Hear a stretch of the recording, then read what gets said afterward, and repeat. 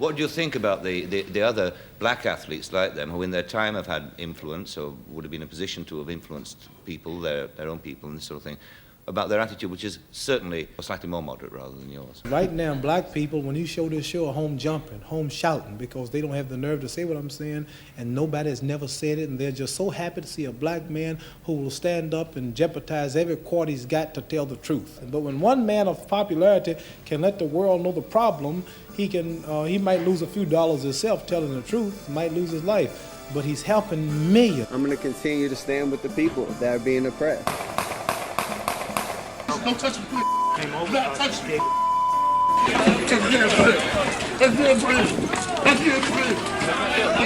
It's time to look in the mirror and ask ourselves, what are we doing to create change? To understand today, you've got to understand what happened yesterday. And there's one particular story from half a century ago that shouldn't be forgotten. And it's known today as the Ali Summit. And it's remembered, for as much as anything else, a single image of some of the most famous athletes in the world back then. Side by side, united. The 1960s are often looked upon as the original decade of turmoil in modern America. You had Vietnam, the Civil Rights Movement. Black people were fighting for their own basic human rights. And that included a young boxer from Kentucky by the name of Cassius Clay. Won the Olympic gold medal in Rome, Italy. Olympic champion, the Russian standing right here and the Pole right here. I'm defeating America's so-called threats or enemies. And the flag is going, dun, dun, dun, dun, dun, dun. And I done whooped the world for America. I took my gold medal, thought I'd invented something. I said, man, I know I'm gonna get my people freedom there. I'm the champion of the whole world, the Olympic champion. I know I can eat downtown now. And I went downtown that day, had my big old medal on and went in the restaurants. At that time, black things wasn't integrated. The black folks couldn't eat downtown. The lady said, we don't serve Negroes. And I had to leave that restaurant in my hometown where I went to church and served in their Christianity and fought, and daddy fought in all the wars, just won the gold medal and couldn't eat downtown. I said, something's wrong.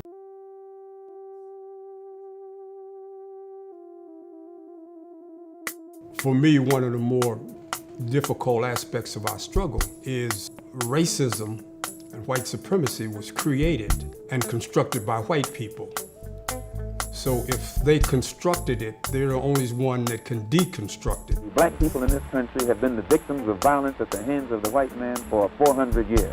We will define black power. He will listen and recognize it. That's all. Had so many different black organizations, and they all had a different approach to freedom, equality, and justice. In the South, the Southern Christian Leadership Conference, among others, practiced nonviolence. While out west, the Black Panthers took a more assertive stance, as too, back east, did the Nation of Islam, which had among its adherents the young boxer who now went by the name Muhammad Ali. Black athletes all across the country were sizing up the different messages of all these groups, looking toward a path to equality. You had Malcolm, you had the Nation of Islam, Huey Newton and the Panthers. In the programs, they said when they walked the streets with guns like the police did. Revolution has come. Off the page. Time to pick up the gun. Off the page. Revolution has come. Off the page. Time to pick up the gun. In America, black people are treated very much as the Vietnamese people. The police in our community occupy our area, our community as a foreign troop occupies territory. If you were the black star of a team, you had to be very careful in how you represented yourself. The Browns' Jimmy Brown blasts his way right down the middle with a sensational scoring run. You had to use your power, and you had to help those who were lesser from the standpoint of their football status. And it was a great responsibility because, you know, you had to decide when to speak up and when not to. And I remember having this discussion with Dr. King. I told him, I said, Dr. King, I cannot march with you. As much as I respect and love you and what you're doing is magnificent, I will hurt the cause if I marched. I told him, I said, Dr. King, so what we'll do is we will help you to form an economic base.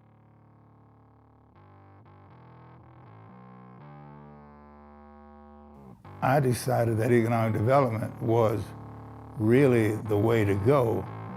And because athletes generated so much capital, I knew that that would be a way to be able to make changes and bring our black athletes together.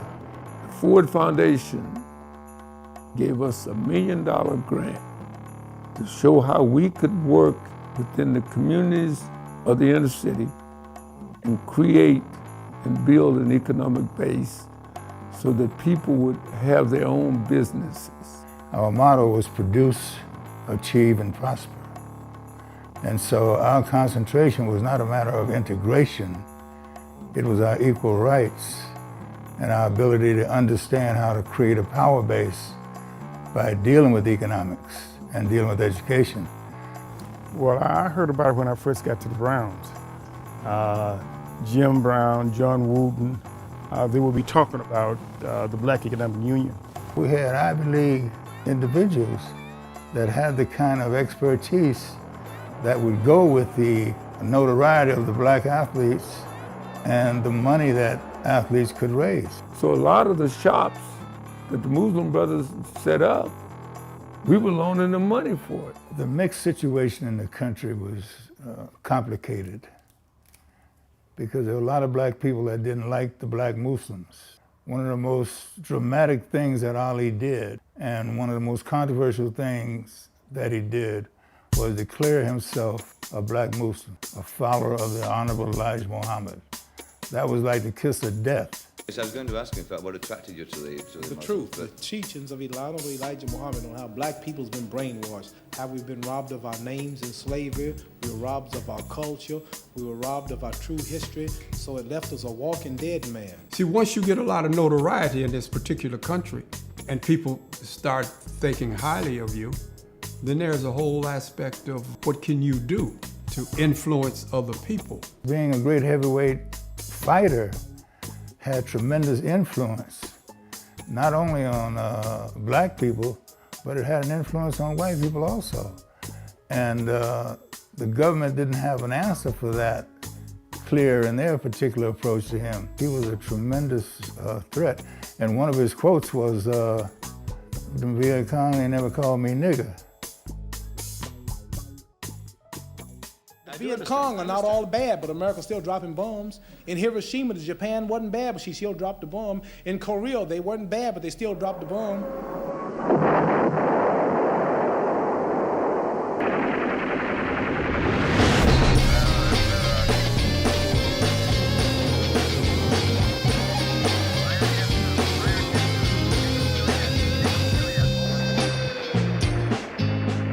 I was part of the military, and I did what I was supposed to do for the military, but I wasn't gonna die voluntarily for the United States government.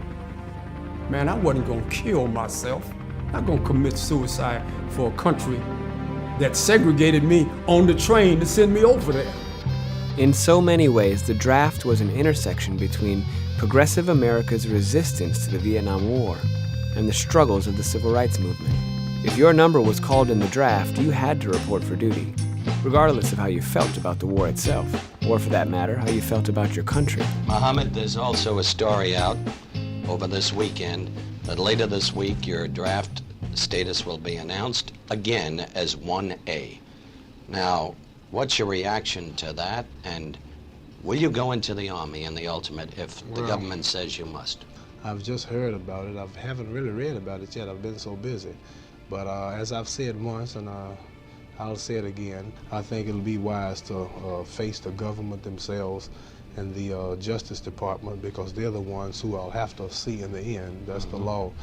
Jim calls me and he says, "Did you hear what happened?" And I said, "Well, yeah, I heard what happened."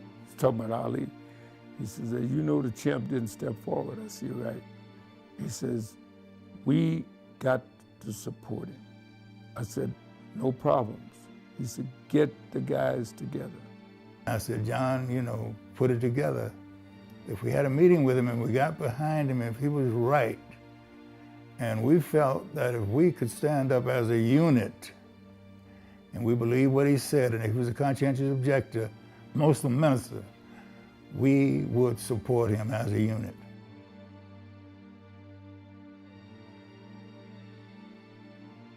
And on June 4th, 1967, in Cleveland, Ohio, it all came together.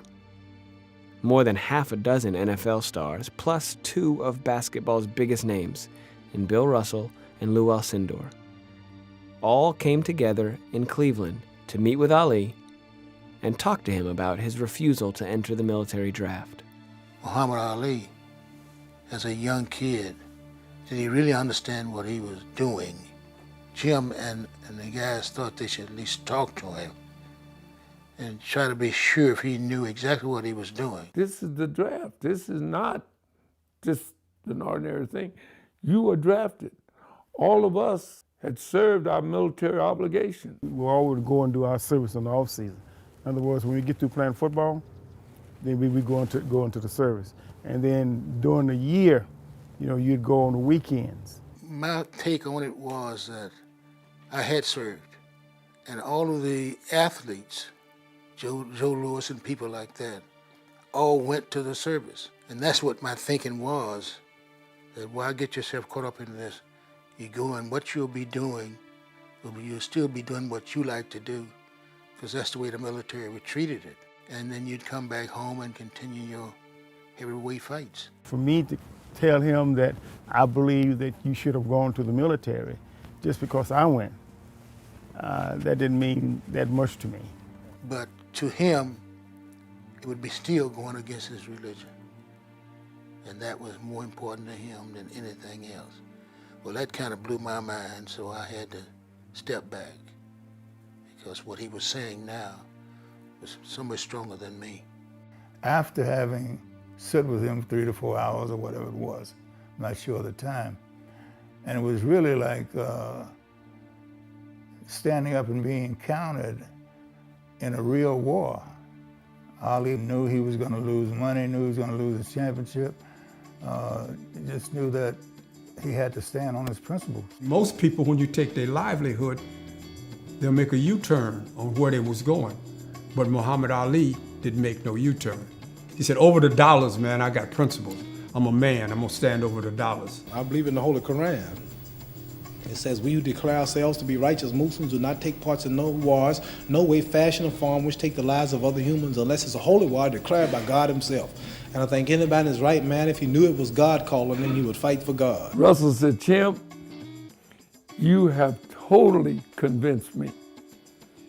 He says, as a matter of fact, if you can get the Honorable Elijah Muhammad to just ease back on that rib and chop, I'll join y'all tomorrow. When it was all over, he was still able to make a joke of it too, because he said, guys, the press is waiting on us. Press all over the place outside the door. He said, look, this is what we ought to do. We ought to all go out there and we tell the press that we believe in Muhammad Ali, thanks, and we're going to go into the service in his place. I was about 12 going on 13 when the Ali Summit happened. And I remember how impressive it was to me, because these were the biggest guys in sports. I mean, you talk about Muhammad Ali and Jim Brown and Lou Alcindor, you couldn't get bigger than that. The courage of these individuals, I look at them as courageous individuals who understood that they could be blackballed and so forth and so on. There wasn't no risk for me because it didn't matter to me.